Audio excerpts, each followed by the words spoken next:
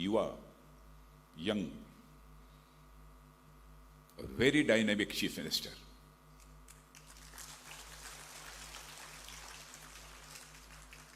Imaginative Chief Minister.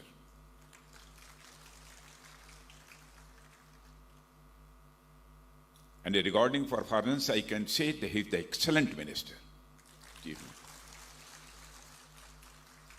Doctor Hemant विश्व शर्मा, असम के मुख्य सचिव श्री विष्णु बरुआ जी, और बांग्लादेश से पधारे लेफ्टिनेंट कर्नल रिटायर्ड काजी सज्जाद जहीर साहब, air marshal DK. Patnaik ji और लेफ्टिनेंट जनरल राणा प्रताप जी कलिता, बांग्लादेश में मौजूद हाई कमिश्नर दौरेस्वामी जी और वाइस एडमिरल डी.के. त्रिपाठी, और मंच पर मौजूद हमारे 1971 के सभी सम्मानित वार वेटरन्स, वीर नारियों, और यहाँ मौजूद सरकार के हमारे ऑनरेबल स्पीकर यहाँ बैठे हुए हैं श्री विश्वजीत जी, और सरकार के अन्य मंत्रीगण, यक्स सर्विसमैन, देवियों व सज्जनों,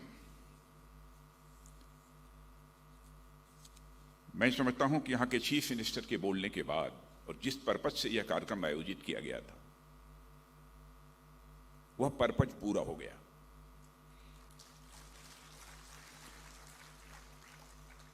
और मुझे बोलने का कोई विशेष औचित्य नहीं रह गया है, लेकिन चीफ मिनिस्टर के रूप, चीफ गेस्ट के रूप में भी मुझे आमंत्रित किया गया है, तो स्वाभाविक रूप से दो चार बातें आप सबके सामने मुझे रखना ही होगा। मैं जानता हूं कि यह असम के लोगों के लिए यह माह एक नव वर्ष के रूप में मनाया जाता है, इसलिए सबसे पहले यही बोहाग महत मोय अपनो अपना लुक नोबो बरखोर हिया भोरा उलोग जाशिलू। मेरा प्रोनाउंसिएशन कितना सही था कितना गलत था आई कांट से, लेकिन कोशिश की है मैंने। और पहले तो मैं कहना चाहूंगा कि असम गवर्नमेंट के द्वारा आयोजित यह कार्यक्रम, जो आर्म्ड फोर्सेस वेटरन, जो हमारे 71 वार के वेटरन हैं और वीर नारियों को जो सम्मानित किया है इन्होंने, सचमुच मैं कहना चाहता हूं कि यह मेरे दिल को छू गया है।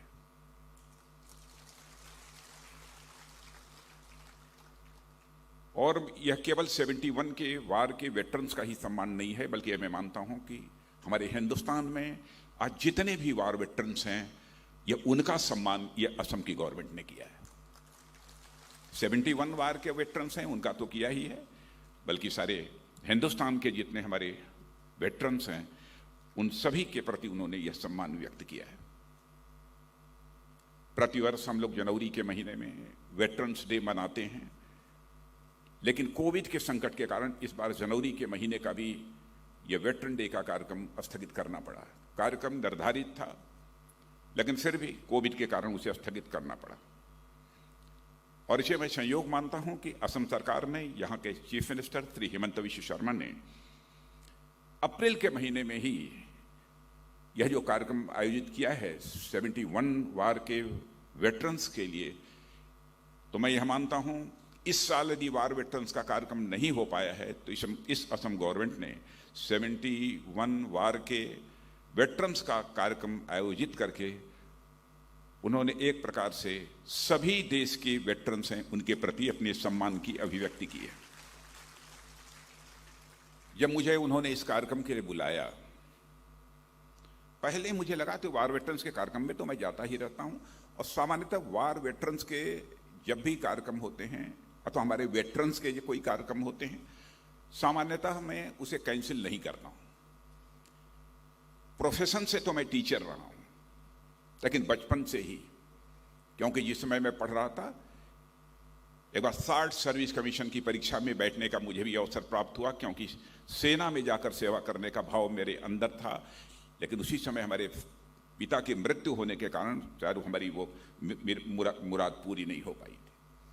इसलिए सेना के प्रति और सैनिकों के प्रति स्वाभाविक रूप से मेरे मन के अंदर एक भाव रहता है, सम्मान का भाव रहता है।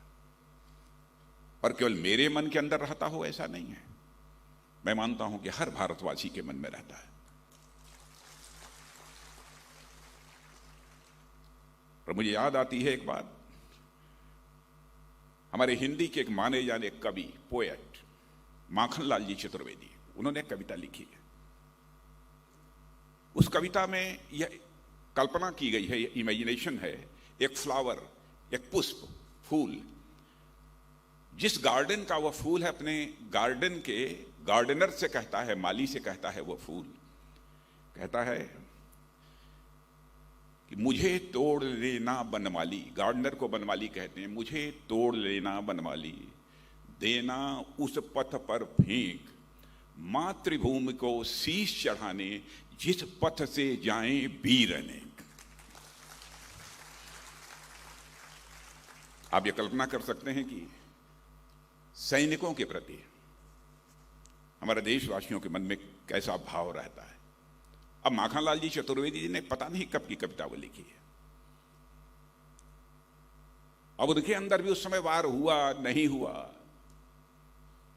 कितनी बार हिस्ट्री को वह जानते थे, प्रश्न इसका नहीं है। सेना का जवान है, जरूरत पड़ने पर यह मातृभूमि के लिए अपना शीश समर्पित करने के लिए आगे जाएगा, यह देशवासियों को पक्का विश्वास है। और मित्रों, मैं यह कहना चाहता हूं, पिछले लगभग 3 वर्षों से रक्षा मंत्री के रूप में मैं अपनी जिम्मेदारी का निर्वाह कर रहा हूं, और प्रत्यक्ष इस बार जो इंडो चाइना स्टैंड ऑफ रहा है, इंडो चाइना की जो कॉन्फ्लिक्ट रही है, उसमें अपने सेना के जवानों के शौर्य और पराक्रम को मैंने देखा है। और मेरा यह भरोसा पक्का हुआ है, कि दुनिया की कितनी भी बड़ी क्यों न ताकत हो, हमारी भारत माता का मस्तक दुनिया की कोई ताकत झुका नहीं सकती।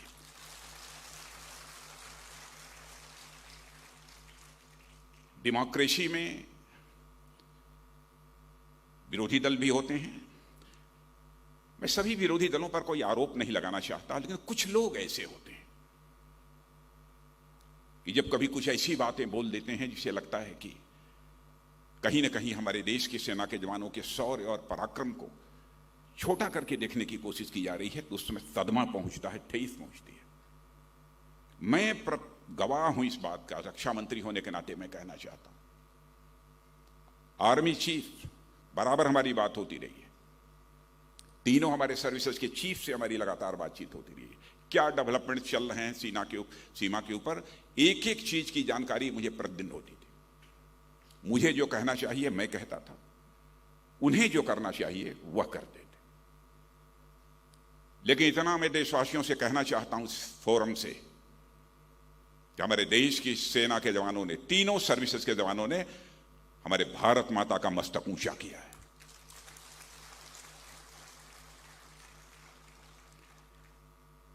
भारतीय सेना में अपनी जवानी खपाने के बाद जब कोई वेटरन बनता है और सक्रिय सेवाएं जब उसकी समाप्त हो जाती हैं, तब भी मैं मानता हूं कि उसके अंदर का सैनिक जीवित रहता है। अब मैं ये बोलते हुए लेफ्टिनेंट कर्नल काजी सज्जाद जहीर को मैं देख रहा था, तो मैं देख रहा था तेवर है, और इस उम्र में रिटायर होने के बाद भी एक तेवर है, और साथ ही साथ मिस्टर सज्जाद के आंखों में चमक भी है।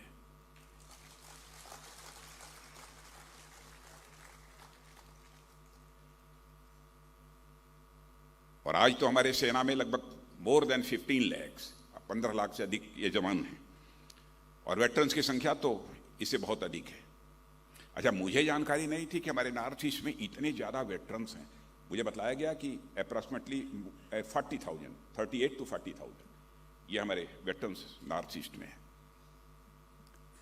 यानी बड़ी संख्या में नॉर्थ ईस्ट से लोग सेना में देश सेवा के लिए अपना जीवन समर्पित करने के लिए जाते हैं, भाग लेते हैं। बहुत बड़ी बात है, और मेरा पूरा विश्वास है कि यदि सक्रिय सैनिक भारत की ताकत हैं, तो वहीं पर हमारे जो वेटरन्स बैठे हैं, हमारी जो वीर नारियां हैं, आप हमारी इंस्पिरेशन है, आप हमारी प्रेरणा है।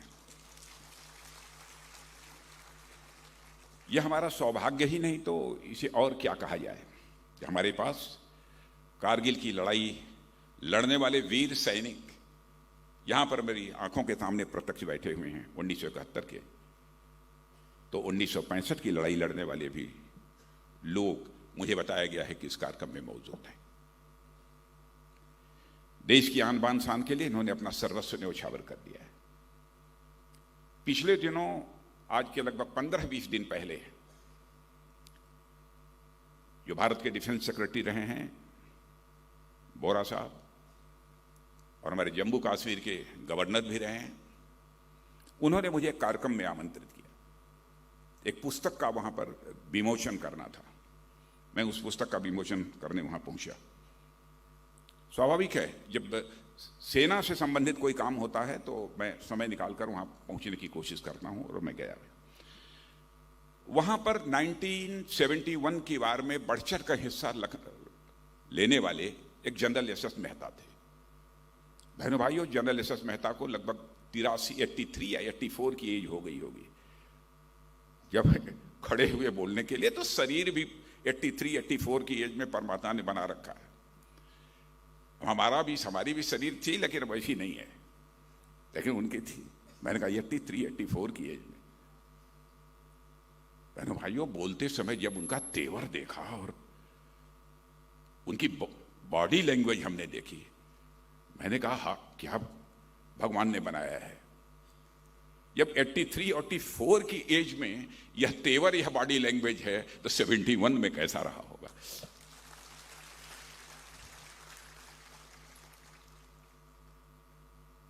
यही मैं देख रहा था, यहां पर जो हमारे 71 के लड़ने वाले जो सिपाही बैठे हैं, आप सब जब खड़े हो रहे थे ना, तो मुझे लगता था एकदम बिल्कुल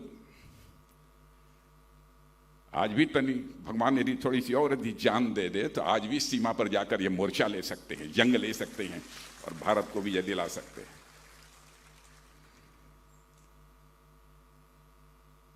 भारत इनक्रेडिबल भारत है, अजेय भारत है। और भारत यदि इनक्रेडिबल है, भारत यदि अजेय है, तो भारत की आर्मी भी इनक्रेडिबल है, भारत की सेना भी हमारी अजेय है। जैसा आप जानते हैं कि पिछले वर्ष ही हमने अभी 71 के युद्ध का स्वर्णिम विजय वर्ष बनाया है। इस लड़ाई की क्या विशेषताएं हैं, हमारे आदरणीय राज्यपाल महोदय ने भी आपके समक्ष उस संबंध में चर्चा की है, और इसके पहले हमारे मुख्यमंत्री जी हेमंत विश्व शर्मा जी ने भी उसकी चर्चा की है, इसलिए उस डिटेल में मैं नहीं आना चाहता। 71 वार के कारण जो भारत को स्ट्रेटेजिक एडवांटेज मिला है, रणनीतिक लाभ जो हमको मिला है, मैं इसकी बहुत ही संक्षेप में यहां चर्चा करना चाहूंगा। पाकिस्तान से अलग होकर जो बांग्लादेश बना है, उसका सबसे अधिक लाभ इस देश में यदि किसी को मिला है तो नॉर्थ ईस्ट को मिला है। सबसे अधिक लाभ मिला है, क्योंकि सीमा पर जिस तरीके का तनाव वेस्टर्न फ्रंट पर आज हमको देखने को मिलता है, वह कभी भी अब भारत और बांग्लादेश की सीमा पर हमको तनाव कभी देखने को नहीं मिलता, क्योंकि बांग्लादेश हमारी फ्रेंडली कंट्री है। इनफिल्ट्रेशन की भी प्रॉब्लम्स हमारे से बनी रहती थी, उसमें भी काफी अब लगभग समाप्त हो गई है।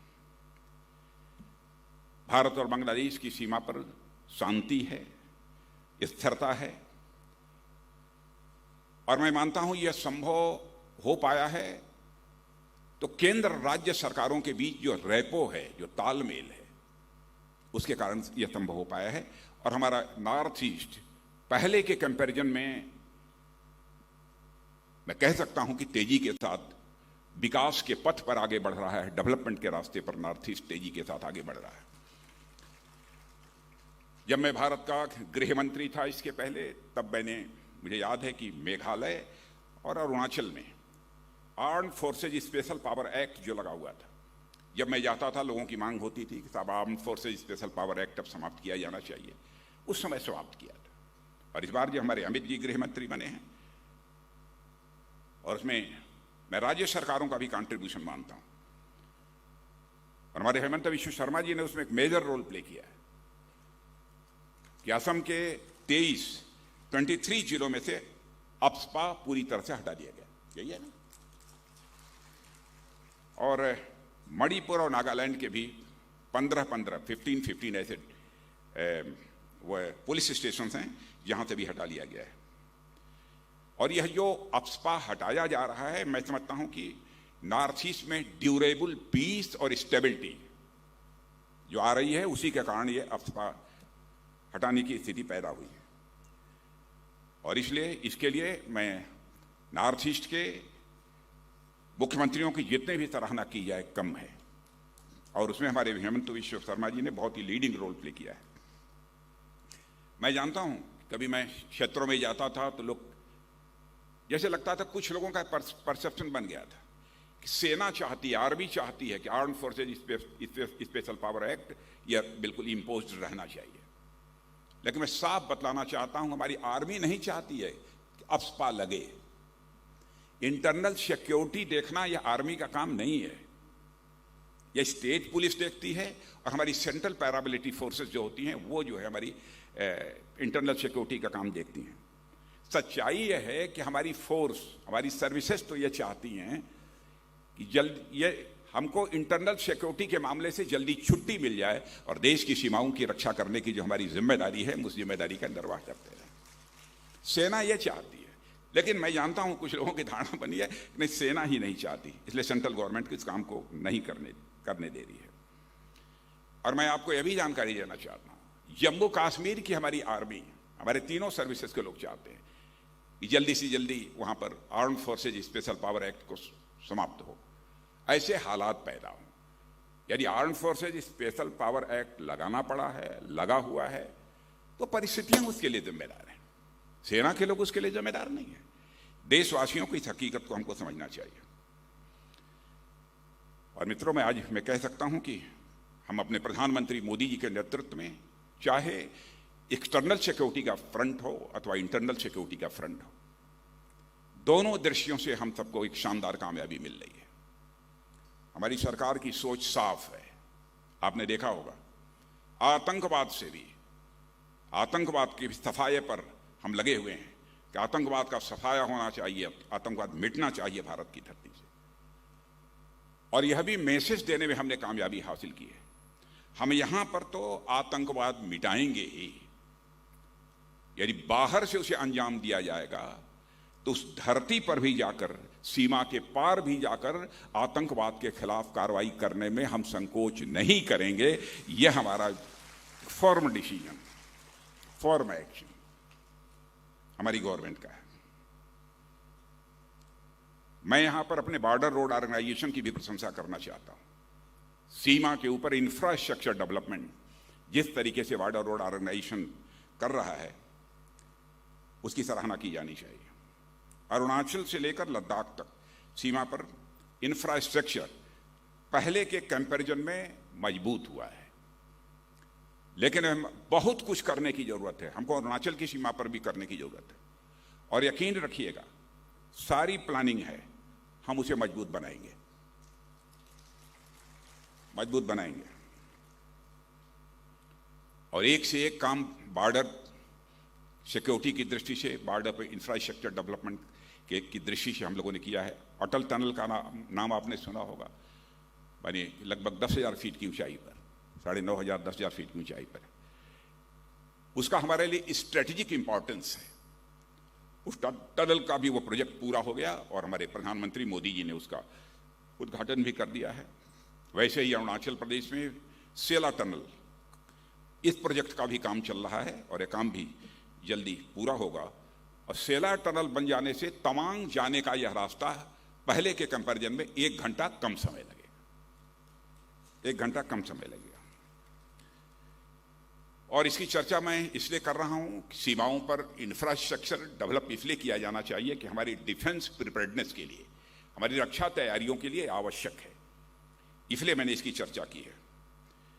और मैं आपको आश्वस्त करना चाहता हूं कि हर सूरत में हमारे देश का मान, सम्मान और स्वाभिमान ये सुरक्षित रहेगा। हम देश के मान, सम्मान, स्वाभिमान के साथ हम न तो हमारे प्रधानमंत्री न हमारी सरकार किसी भी सूरत में समझौता नहीं करेगी। मैं इस देशवासियों को पूरी तरह से विश्वास दिलाना चाहता हूं। मित्रों, जब आज इन वीर नारियों और इन वेटरन्स के बीच में उपस्थित हूं तो मुझे सचमुच एक आत्मिक सुख मिल रहा है। पुण्य कमाने की दृष्टि से नहीं है। पुण्य कमाने की दृष्टि से तो बहुत सारे काम किए जाते हैं, जो इच्छा नहीं होती तब भी काम किया जाता है।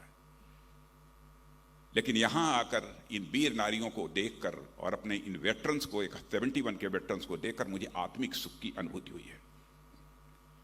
और जिस सभागार में हम यहां पर उपस्थित हैं, जिसे कला क्षेत्र श्रीमंत शंकर देव जी के नाम पर है,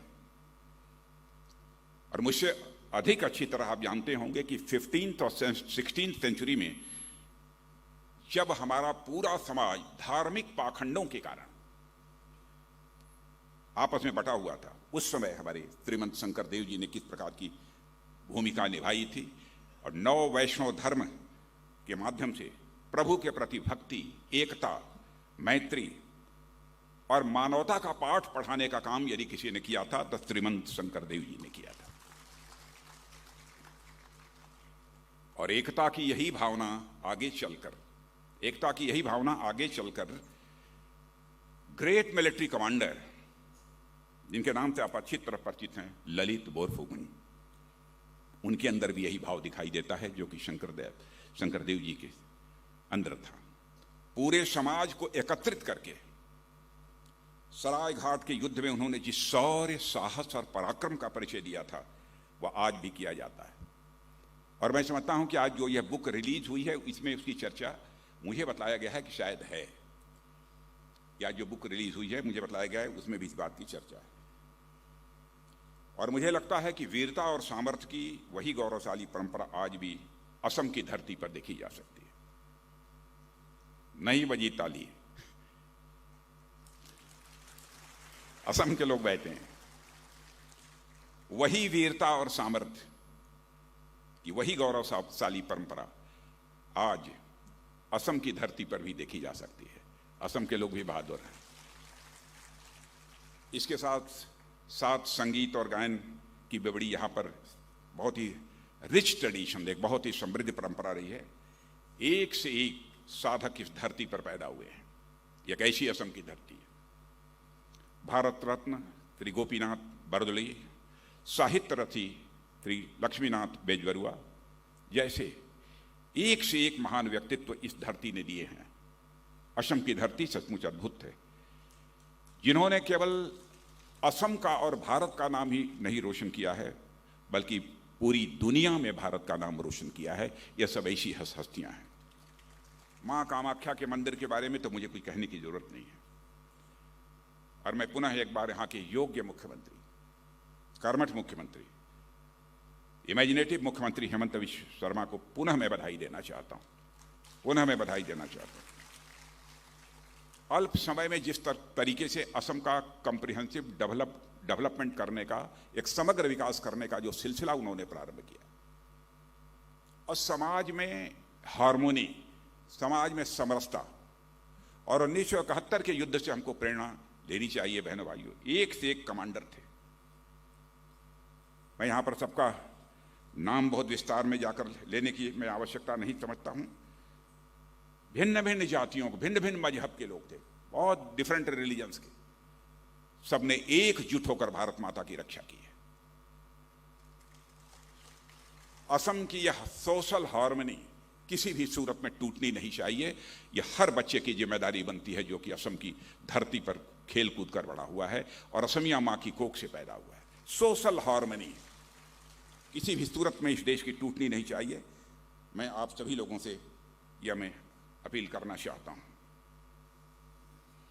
साथियों, हम सबका प्रयास रहता है, हमारे प्रधानमंत्री जी का भी यह प्रयास रहता है कि बराबर हम वेटरन्स के लिए कुछ न कुछ करें। मैं जानता हूं कि आप लोगों ने जो सेवाएं इस देश को दी हैं, हमारे पूर्व सैनिकों ने, उसकी कीमत नहीं लगाई जा सकती। फिर भी सरकार का भी उनके प्रति कुछ कर्तव्य बनता है कि उनकी वह देखभाल करे। कुछ जो उनकी जिम्मेदारियां हैं, उन जिम्मेदारियों का एहसास उस सरकार को है। और मैं मानता हूं कि हमारे वेटरन्स भी आज हमारे देश के इंपॉर्टेंट एसेट हैं। मैं मानता हूं और मातृभूमि की सेवा में जो आप लोगों ने त्याग किया है, बलिदान किया है, दिया है, उसकी कीमत नहीं चुकाई जा सकती है, ये भी मैं जानता हूं। लेकिन फिर भी गवर्नमेंट अपनी तरफ से कुछ जिम्मेदारियों का जो निर्वाह कर सकती थी वह करने की कोशिश की है। मैं कुछ चीज़ों की मैं चर्चा करना चाहूँगा, कुछ बातें तो वो जो कि वन रैंक वन पेंशन की चर्चा हमारे आदरणीय गवर्नर महोदय ने की है, उसके बारे में मुझे कुछ नहीं कहना है। हमारे प्रधानमंत्री ने जो अपने दायित्व का निर्वहन करना चाहिए सेना के प्रति उसको किया है। रक्षा मंत्रालय का दायित्व संभालने के बाद कुछ काम मैंने भी, बहुत बड़े काम तो नहीं कहूंगा, लेकिन करने की कोशिश की है। वो कितना फ्रूटफुल होगा, कितनी कामयाबी मिलेगी, वो उसके बारे में बहुत कुछ नहीं कह सकता। पिछले साल हमने एक ऑनलाइन पोर्टल की शुरुआत की है जिसके माध्यम से हमारे सैनिक भाई कुछ कॉस्टली आइटम जैसे कार, फ्रिज, टीवी भी CSD से ऑनलाइन मंगा सकेंगे। इसकी व्यवस्था इसमें थोड़ा सा सुधार करके किया है।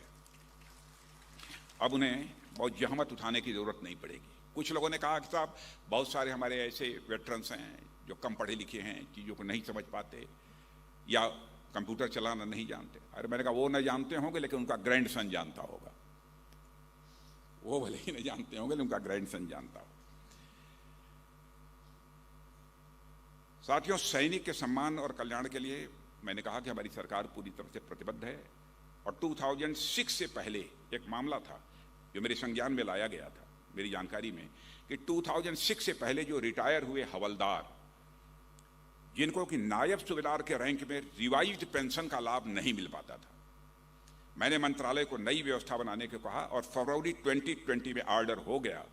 अब प्री 2006 में रिटायर्ड हवलदार जिनको ऑनरेरी नायक सूबेदार का रैंक मिला, उन्हें भी रिवाइज्ड पेंशन का अब लाभ मिल रहा है। और ऐसे करीब 75,250 ऑनरेरी नायब सूबेदारों को इसका लाभ मिल रहा है।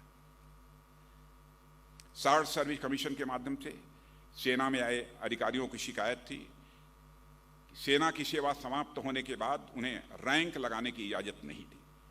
इस संबंध में भी आदेश जारी कर दिया गया है। 50 सालों में नेवी और एयरफोर्स के पर्सनल के लिए पेंशन रेगुलेशन को रिव्यू नहीं किया गया था और हमने दिसंबर 2020 में तीनों सर्विसेज के पेंशन रेगुलेशन को रिवाइज करने के भी आदेश दे दिए हैं। पहले बैटल कैजुअल्टी के मामले में 2 लाख रुपए एक्स ग्रेशिया यह राशि दी जाती थी। मैं इसे पर्याप्त तो नहीं मानता हूं, लेकिन पहले अभी 4 टाइम्स उसको बढ़ाकर 8 लाख किया है। पूर्व सैनिकों की पेंशन से जुड़े मामले जो पहले बहुत इधर उधर लटके भटके अटके रहते थे, उनका सब हल नहीं होता था, तो इसके समाधान के लिए एक डेडिकेटेड पेंशन ग्रीवेंसेस सेल ये हमारे यहाँ मौजूद है और 97% मामलों का सफलतापूर्वक इस समय निस्तारण हो रहा है या उनका समाधान निकल रहा है। पूर्व सैनिक के परिवारों को ECHS माने ex service man contributory health scheme की सुविधा बड़े पैमाने पर बढ़ाई गई है और अब यह सुविधा वर्ल्ड वार सेकंड के वेटरन्स, इमरजेंसी कमीशन ऑफिसर्स के साथ साथ शार्ट सर्विस कमीशन के अधिकारियों को भी अब दी जा रही है। कई रिफॉर्म्स भी हम लोगों ने किए हैं डिफेंस के क्षेत्र में। ऑर्डिनेंस सेक्रेटरी बोर्ड के लगभग 41-42 सेक्टरियां थी, सबको मिला जुलाकर 7 हम लोगों ने डिफेंस पब्लिक सेक्टर अंडरटेकिंग्स बना दी हैं। एक रिफॉर्म यह हुआ है। एक काम और तय किया है, पहले जो हथियार, प्लेटफॉर्म, टैंक, बहुत सारी चीजें हम जो बाहर से मंगाते थे, हम लोगों ने तय किया है कि अब हमें भारत को सेल्फ रिलायंट बनाना है, भारत को हमको आत्मनिर्भर बनाना है। अब हम दुनिया के दूसरे देशों से बहुत हो चुका, बहुत ले चुके, इसलिए जो कैपिटल बजट हमारा होता है, कैपिटल बजट जो होता है अप्रॉक्सीमेटली 85,000 था पिछले वर्ष का, हम लोगों ने तय किया कि इसका 68% कैपिटल बजट का हम केवल देश में देशवासियों के द्वारा अथवा विदेशियों के द्वारा भी हमारे देश में जो सामान बनाया जाएगा हम उसे ही खरीदेंगे, ये हम लोगों ने कहा। और यह भी तय कर दिया है प्राइवेट इंडस्ट्रीज को भी हम बढ़ावा देना चाहते हैं। यह नहीं कि सरकारी जो हमारी पब्लिक सेक्टर अंडरटेकिंग्स हैं उन्हीं को हम प्रमोट करना चाहते हैं। हमने तय कर दिया है कि जो हमारा 68% इंडिजनाइजेशन के लिए इंडिजनाइज्ड आइटम्स खरीदने पर हमने रखा है, इसका 25% केवल प्राइवेट इंडस्ट्री से बना हुआ सामान खरीदा जाएगा। क्योंकि मैं जानता हूं कि प्राइवेट क्षेत्रों में भी बहुत सारे इस देश के स्किल्ड, सेमी स्किल्ड, अनस्किल्ड नौजवानों को रोजगार मिला हुआ है। और आपको जानकर खुशी होगी कि यह सब निर्णय लेने का हम लोगों का परिणाम क्या हुआ है कि डिफेंस एक्सपोर्ट्स में अब हम एक्सपोर्ट भी करने लगे हैं। पहले इंपोर्ट करने में नंबर 1 थे, आज हम डिफेंस एक्सपोर्ट में दुनिया के 25 देशों की कतार में आकर खड़े हो गए। और डिफेंस एक्सपोर्ट में अप्रॉक्सीमेटली 334% की वृद्धि हुई है। और हमारा लक्ष्य है 24-25 में हम 35,000 करोड़ का एक्सपोर्ट हम दुनिया के देशों को करें। और मैं कह सकता हूं कि डिफेंस मैन्युफैक्चरिंग में आने वाले डिकेड में हमारा यह देश, यह डिकेड, यह जो दशक होगा, एक रोरिंग 20s के नाम से जाना जाएगा, ऐसा मेरा विश्वास है। बहन भाइयों, इस अवसर पर मैं समझता हूं कुछ ज्यादा कहने की जरूरत नहीं है। मैं याद दिलाना चाहता हूं, नाम लेना चाहूंगा जनरल मानेकशॉ का। क्या हार्मनी थी, क्या आज हार्मनी आज भी है हमारी सेना, उससे हम लोगों को सीखना चाहिए। पूरी जंग की कमान संभालने वाले जनरल मानेकशॉ थे, वह पारसी थे।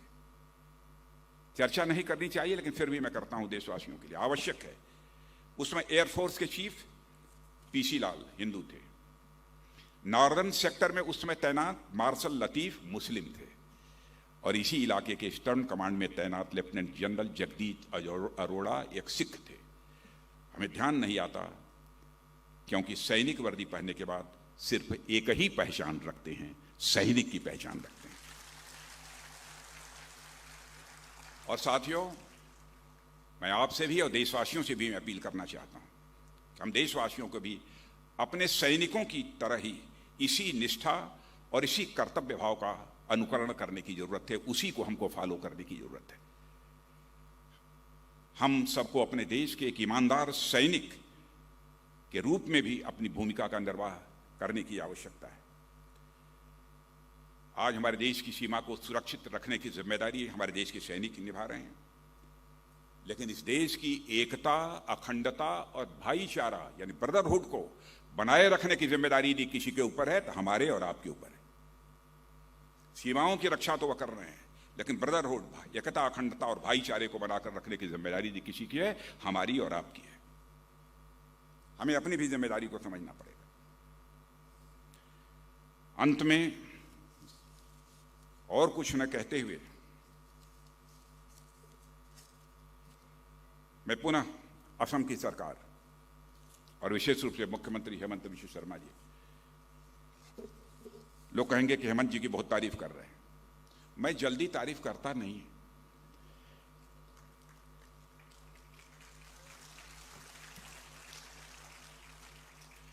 मैंने यू कंपेल्ड मी टू तारीफ तारीफ करने के लिए मजबूर कर दिया है। और मैं समझता हूं कि जो कुछ भी असम की सरकार ने हेमंत बिश्व शर्मा के नेतृत्व में किया है, इसको हिंदुस्तान के अन्य राज्यों के लोग भी इसे फॉलो करेंगे, मेरा विश्वास है। इस अवसर पर ज्यादा कुछ न कहते हुए 1971 वार और उसके बाद जितने भी वार हुए हैं, जो भी हमारे शहीद हुए हैं, हृदय से उनके प्रति श्रद्धांजलि अर्पित करता हूं। और जो वेटरन हैं इस समय, उनके प्रति मैं सम्मान व्यक्त करता हूं। और हमारे 1971 वार की जो वीर नारियां और वीर पुरुष यहाँ पर वेटरन्स हमारे मौजूद हैं, पुनः शीश झुकाकर आप सभी के प्रति सम्मान और आदर व्यक्त करते हुए यहीं पर अपना निवेदन समाप्त करता हूं। आपके ज्ञानवर्धक शब्दों के लिए धन्यवाद महोदय। देवियों और सज्जनों, अब हम राष्ट्रगान के साथ इस भव्य समारोह का समापन